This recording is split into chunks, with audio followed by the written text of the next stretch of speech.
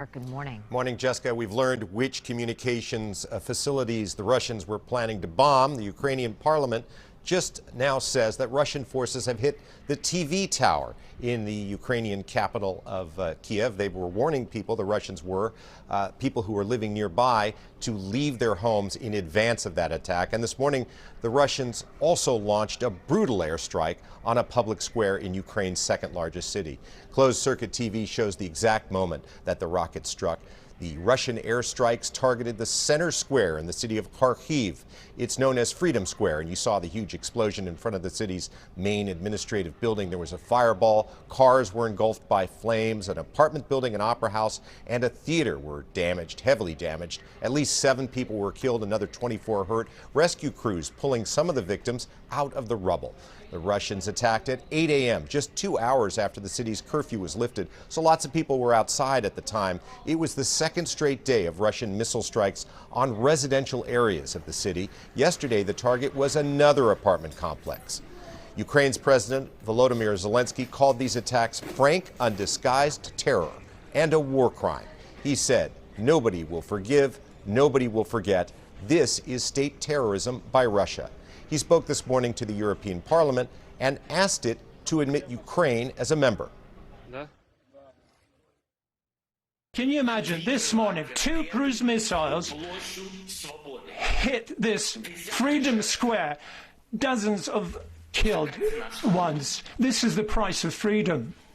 We are exactly the same as you are.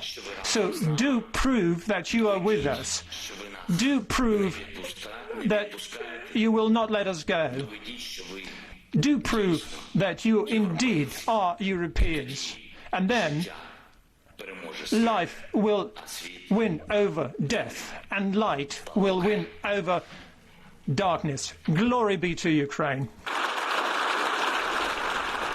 As you can see, Zelensky got a standing ovation. His country's managing to hold back the Russian assault, but who knows for how long. Russian troops have pretty much surrounded the capital of Kyiv to cut off the supply of weapons and ammunition from Western Europe. And according to British officials, the Russians are now using more heavy artillery north of the city in densely populated urban areas, increasing the risk of civilian casualties. Satellite photos show a Russian military convoy just to the north of Kyiv, waiting to enter the city. It is 40 miles long. Some Ukrainians want NATO to establish a no-fly zone over Ukraine. This morning in London, a Ukrainian journalist made an emotional plea to the British Prime Minister, Boris Johnson.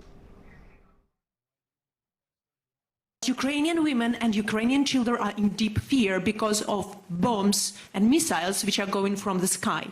And Ukrainian people are desperately asking for the West to protect our sky. We are asking for the no-fly zone. We are saying in response that it will trigger World War III. But what is the alternative, Mr. Prime Minister? I see that my family members, that my team members are saying that we are crying. We don't have where to run. This is what is happening, Prime Minister. Johnson told her setting up a no-fly zone over Ukraine would cause Western countries to be in direct combat with Russia, which could cause consequences that would be difficult to control. This morning, the refugee crisis caused by the Russian invasion is getting more severe. Some 660,000 people have fled Ukraine in the last 6 days. The UN says it's the largest number of refugees anywhere in the world at any time this century. One more thing, the Russian news agency TASS is reporting that a second round of talks between Ukraine and Russia is scheduled to take place tomorrow. Frank? All right, Eric, thank you for that. It's a new